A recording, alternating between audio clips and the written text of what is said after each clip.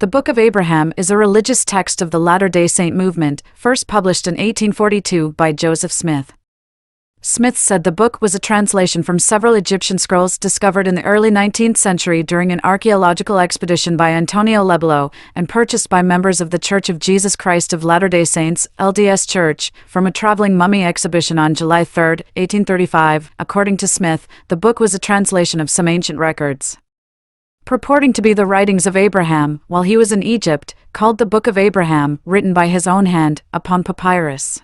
The Book of Abraham is about Abraham's early life, his travels to Canaan and Egypt, and his vision of the cosmos and its creation. The Latter-day Saints believe the work is divinely inspired scripture, published as part of the Pearl of Great Price since 1880. The book contains several doctrines that are particular to Mormonism, such as the idea that God organized eternal elements to create the universe, instead of creating it ex nihilo, the potential exaltation of humanity, a premortal existence, the first and second estates, and the plurality of gods. Book of Abraham, a complete forgery? The Book of Abraham was the last of Joseph Smith's translation efforts. Wrong.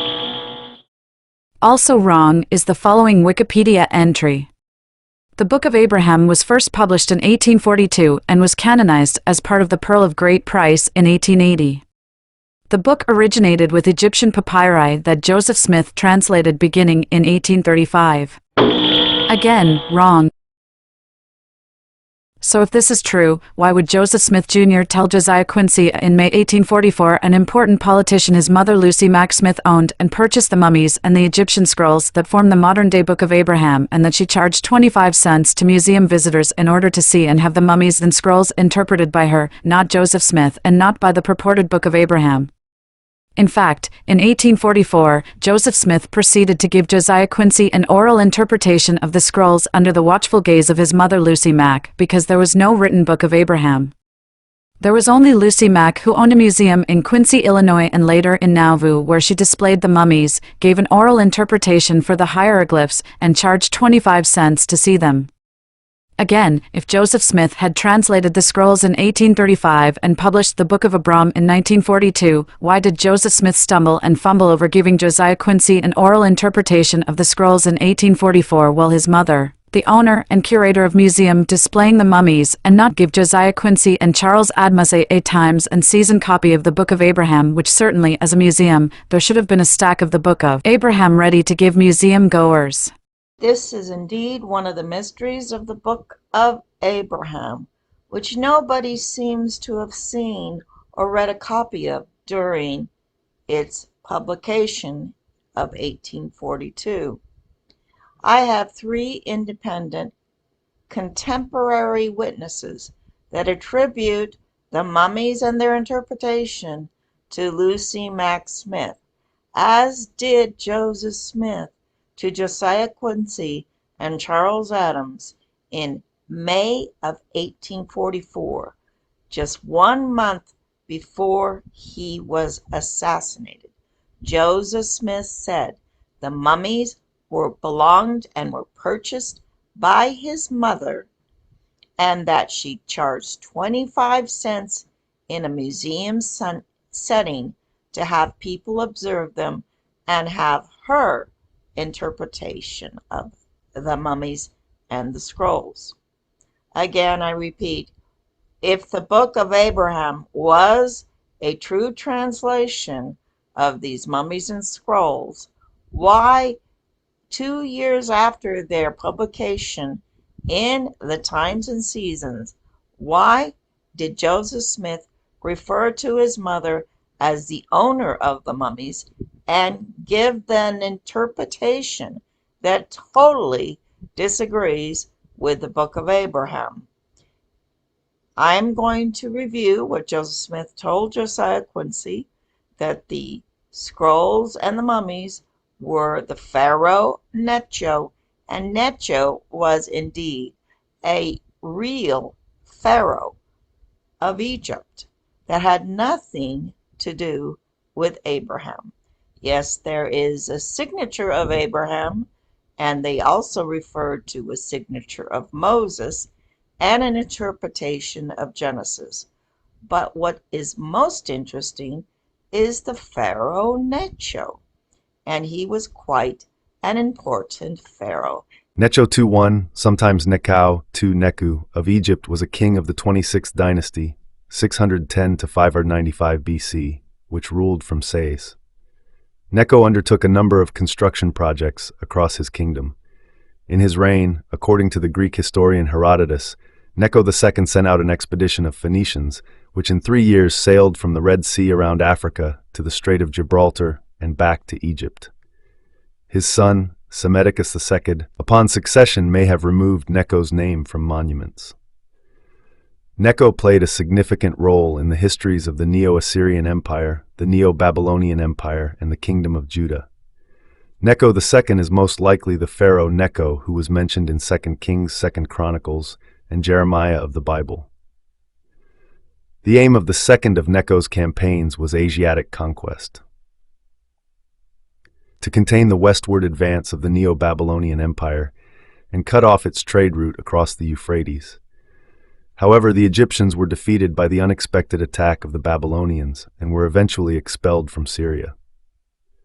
The Egyptologist Donald B. Redford observed that Necho II was a man of action from the start and endowed with an imagination perhaps beyond that of his contemporaries, who had the misfortune to foster the impression of being a failure.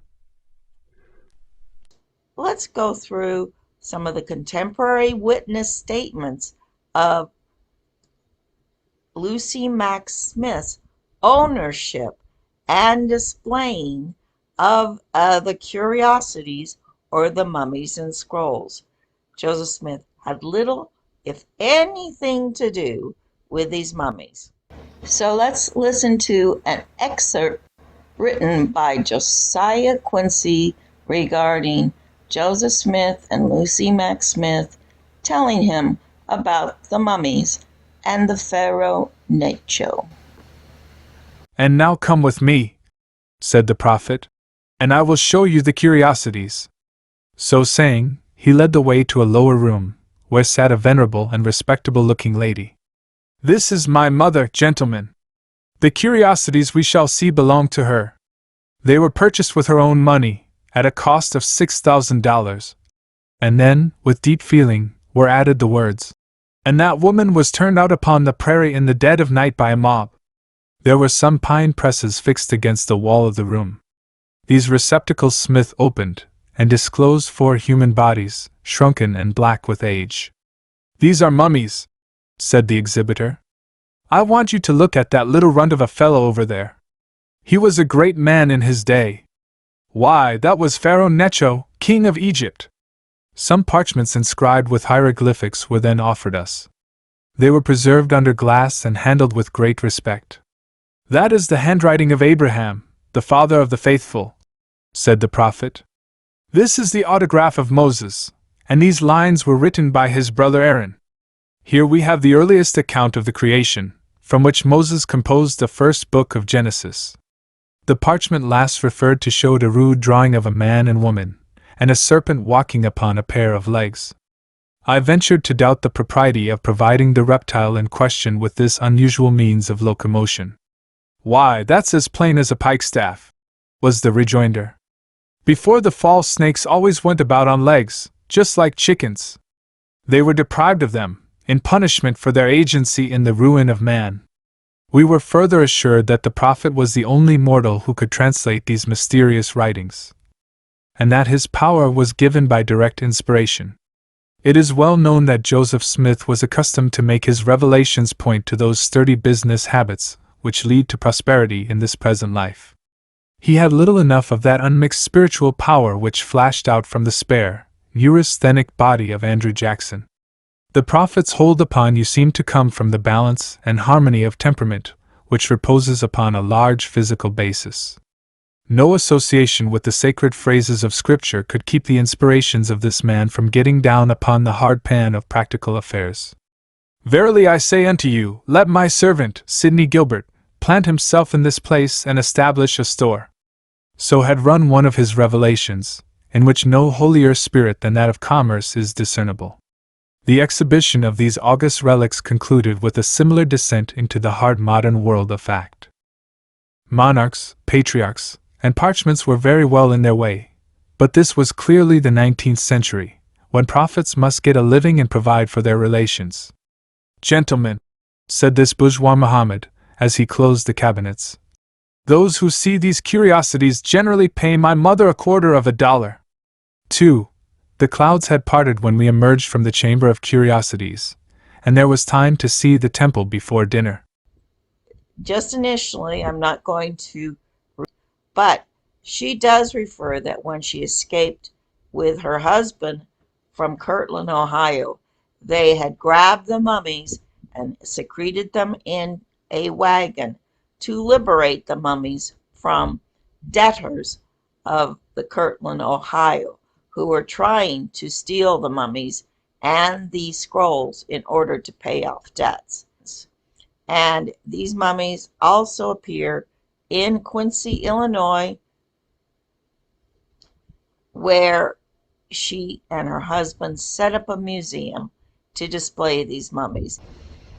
So let's listen to a local historian of Quincy, Illinois, on his reminiscences of the museum run by Lucy Mack Smith and her husband, which displayed the mummies.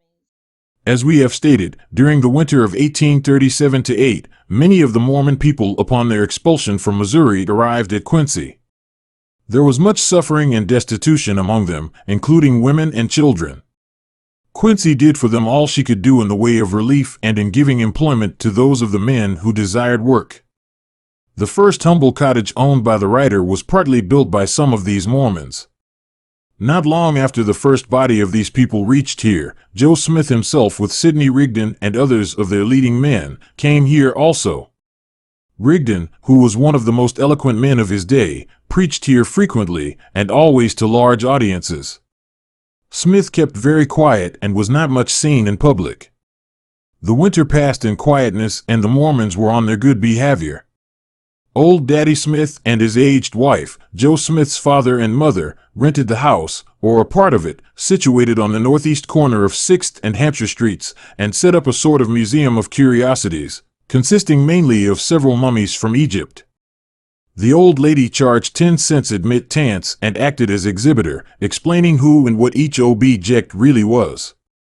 I am now unable to accurately give even the substance of these explanations by the old lady, but in substance they amounted to an assertion that one or more of the mummies was one of the pharaohs or kings of Egypt, and there belonged to him some hieroglyphics or writings upon papyrus, which she said in some way proved the truth of Mormonism or something tending in that direction. The show did not seem to pay and did not run long here.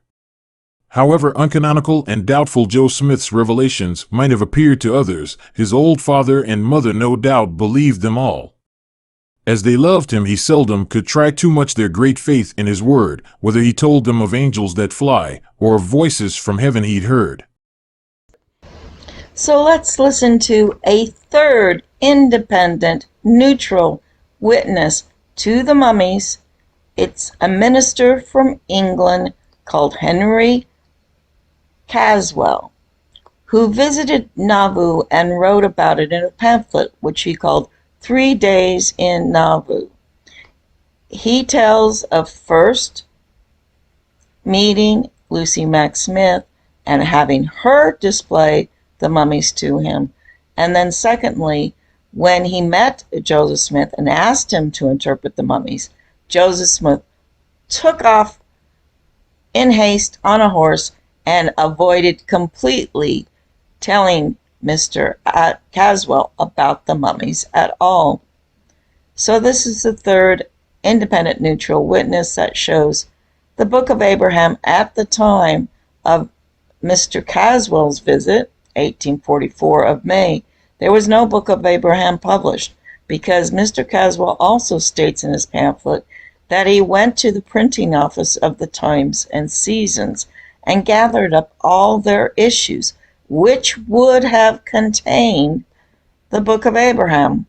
But Mr. Caswell states it did not contain anything interpreting the mummies. He had to get that from Lucy Mack Smith. It's a mystery, I know, but what I'm saying is that Lucy Mack Smith and Joseph Smith had nothing to do with the Book of Abraham as it is now purported to be published in the Pearl of Great Price. There is no indication that Joseph Smith even had the scintilla of input to this strange document that talks about Egyptus and Ham, when he and Lucy Mack Smith only spoke of the Pharaoh Necho. She then directed me up a steep flight of stairs into a chamber, and slowly crept up. After me. She showed me a wretched cabinet, in which were 4 naked mummies frightfully disfigured, and in fact, most disgusting relics of mortality. One, she said, was a king of Egypt whom she named, 2 were his wives, and the remaining 1 was the daughter of another king. He asked her by what means she became acquainted with the names and histories of these mummies. She replied, that her son had obtained this knowledge through the mighty power of God. She accounted for the disfigured condition of the mummies, by a circumstance rather illustrative of the backwoods. Some difficulty having been found in unrolling the papyrus which enveloped them, an axe was applied, by which the unfortunate mummies were literally chopped open. I requested her to furnish me with a book of more. Monday she accordingly permitted me to take one of the first edition belonging to her daughter Lavinia, for which I paid the young lady $1. From Mr. Smith's residence I proceeded to the Mormon printing office, where the official papers and revelations of the prophet are published in a semi-monthly magazine, denominated The Times and Seasons. Here I purchased this magazine complete for the last year. I met Joseph Smith at a short distance from his dwelling and was regularly introduced to him. I had the honor of an interview with him, who is a prophet, a seer, a merchant, a relator, a president, an elder, an editor, and the general of the Nauvoo Legion. He is a coarse, plebeian person in aspect, and his countenance exhibits a curious mixture of the knave and the clown. His hands are large and fat, and on one of his fingers he wears a massive gold ring, upon which I saw an inscription. His dress was of coarse country manufacture, and his white hat was enveloped by a piece of black crepe as a sign of mourning for his deceased brother, Don Carlos Smith, the late editor of the Times and Seasons. His age is about 35. I had not an opportunity of observing his eyes, as he appears deficient in that open, straightforward look which characterizes an honest man. He led the way to his house, accompanied by a host of elders, bishops, preachers, and common Mormons. On entering the house, chairs were provided for the prophet and myself, while the curious and gaping crowd remained standing. I handed the book to the prophet and begged him to explain its contents. He asked me if I had any idea of its meaning. I replied that I believed it to be a Greek psalter, but that I should like to hear his opinion.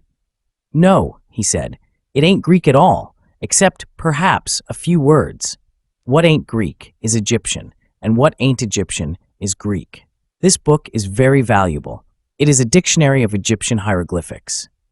Pointing to the capital letters at the commencement of each verse, he said, "Them figures is Egyptian hieroglyphics, and them which follows is D236, the OITV of the Mormons, the interpretation of the hieroglyphics written in the Reformed Egyptian. Them characters is like the letters that was engraved on the golden plates." Upon this, the Mormons around began to congratulate me on the information I was receiving. "There," they said, "we told you so. We told you that our prophet would give you satisfaction. None but our prophet can explain these mysteries." The prophet now turned to me and said, "This book ain't of no use to you. You don't understand it." "Oh yes," I replied, "it is of some use. For if I were in want of money, I could sell it." Some of the unresolved mysteries of the Book of Abraham are the following. Who purchased and owned the mummies and scrolls? Was it the LDS Church or Lucy Mack Smith, as Joseph Smith told all visitors to Nauvoo? Who translated the mummies and scrolls? Was it Joseph Smith or was it Lucy Mack Smith, who related the tale, as told by Joseph Smith, that the scrolls concerned the Pharaoh Necho or Necho, and had nothing to do with the prophet Abraham or any of the ideas promoted in the Pearl of Great Price? In this video, I'm going to address these continuing mysteries which are completely unresponded to or explained by the Utah Bergamite Church. Nothing in history explains why the mummies and scrolls were put in a museum where Lucy Mack Smith would display them for the public and charge the public 25 cents just to see them. Also, why the Bergamite Utah Church claims that the Book of Abraham, or the translation of the mummies and scrolls, concern all the mysteries of heaven, when Joseph Smith himself told all visitors it concerned the Pharaoh Necho, or Necho, an actual pharaoh out of Egypt. And 3, if the Mormon Church, Brigham Young Church, owned the mummies and scrolls, why were they sold by the Lucy Mack Smith family to the Chicago Museum? Because, as with all the fake history of the Utah Bergamite Church, all of this is complete balderdash. That the mummies and scrolls were indeed a curiosity, but they were owned by Lucy Mack Smith, who interpreted them, and if anyone was in charge of the translation, it was Lucy Mack Smith.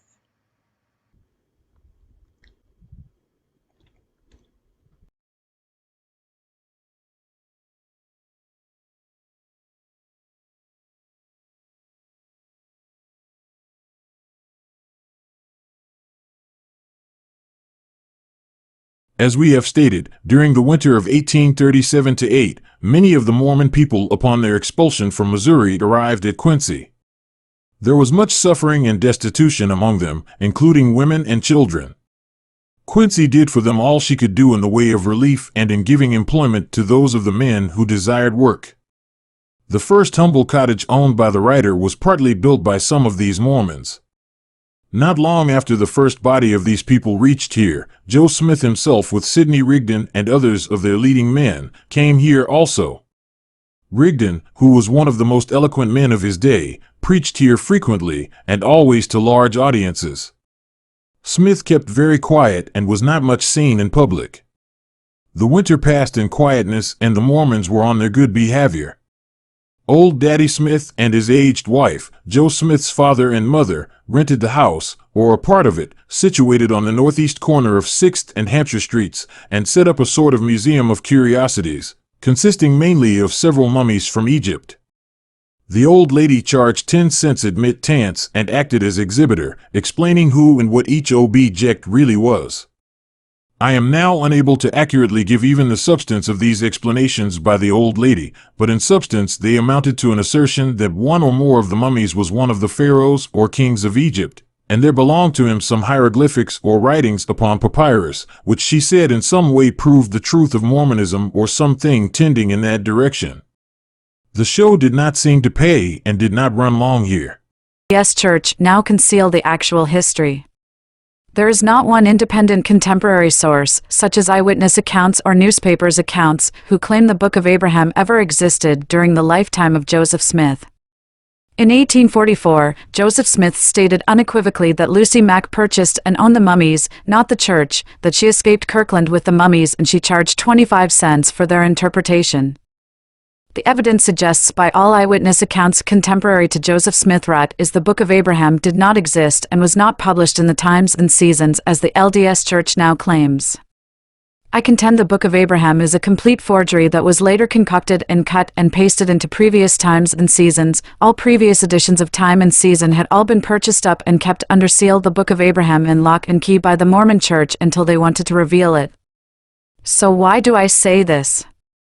Well, there's many reasons. 1. Joseph Smith displayed the mummies and the scrolls to Josiah Quincy just 1 month before his death and failed to mention or show Josiah Quincy the Book of Abraham that had been published in the Times and Seasons. In fact, Joseph Smith and Josiah Quincy's account appears to be complete, unaware that there had been a book by Abraham that he purportedly authored or translated, however you want to characterize it. In fact, Josiah Quincy indicated Lucy Mack Smith appeared to be watching over Joseph Smith as he attempted to interpret the mummies in the schools to Josiah Quincy on the fly. Josiah Quincy said that Joseph Smith kept on looking over at his mother for confirmation that he was saying or interpreting or revealing or telling the correct story, as his mother had told many times during her museum displays of the mummies. Joseph Smith also states that his mother is usually verse 25 for the interpretation of these mummies, and Josiah Quincy and Charles Adams dutifully reached into their pockets and paid Lucy Mack Smith the money she was owed for their observing her mummies and scrolls, which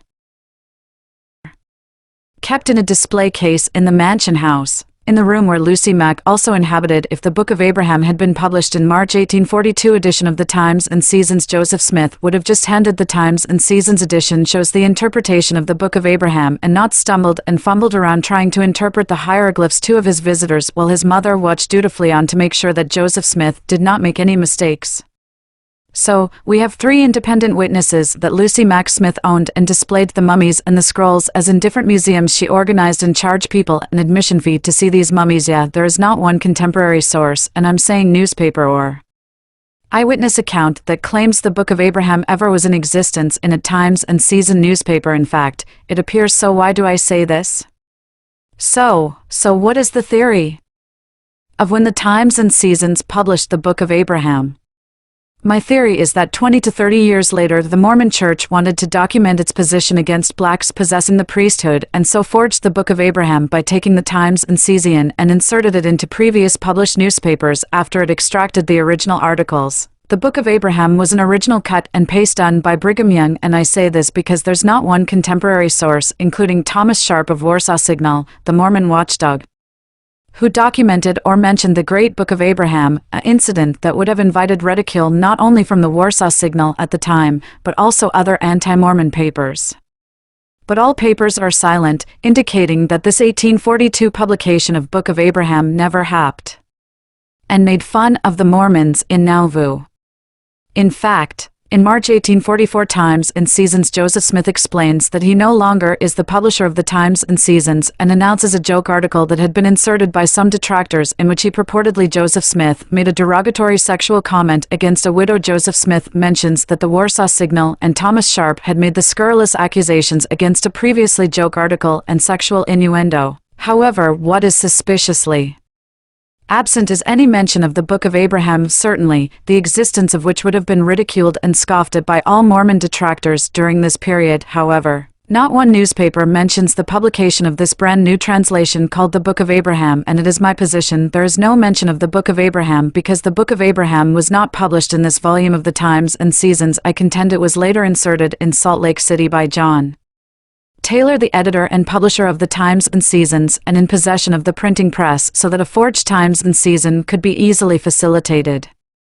The printing press was taken back to Navajo. Mistaken, the printing press had been recently purchased by the Quorum of the 12. Its editor was John Taylor, who within months had taken the press itself and all its previous publications to Salt Lake Valley. This facilitated the forgery and cut and paste insertion of the Book of Abraham into this March 1844 paper. Significantly, this March 1844 paper had been reviewed by a visiting minister to Nauvoo who had interviewed Lucy Mack Smith about the mummies and their interpretation. It appears that the mummies and the scrolls were quite global reputation. In fact, this minister appeared to be particularly interested in the mummies. He said that Joseph Smith refused or escaped from ever talking to him about mummies, but that in an evening in the mansion house, he was able to talk to Lucy Mack Smith, who explained and interpret the mummies for him. This minister went to the printing press of the Times and Seasons before he left Navajo, picking up all the copies of the Times and Seasons, including that just published March of 1844 Times and Seasons. What is striking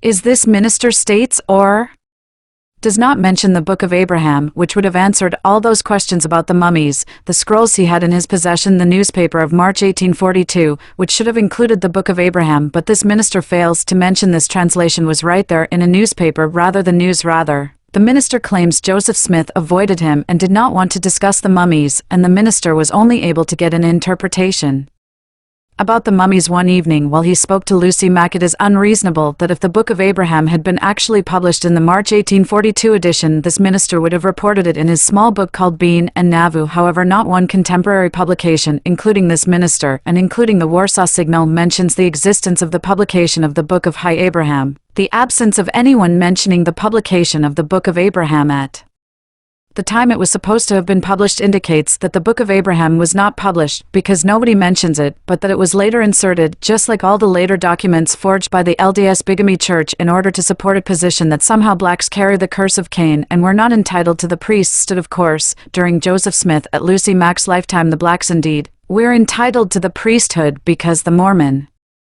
Church itself was a church designed for interracial members. In fact, the Mormon Church during Joseph Smith's time prohibited anyone who is not a Native American from being a bishop of any of its wards if you were white, like the Quorum of the 12. You could not hold any position of leadership on the local level. These white Quorum of the 12s were only given administrative powers and powers of baptizing and proselyting outside of the local wards.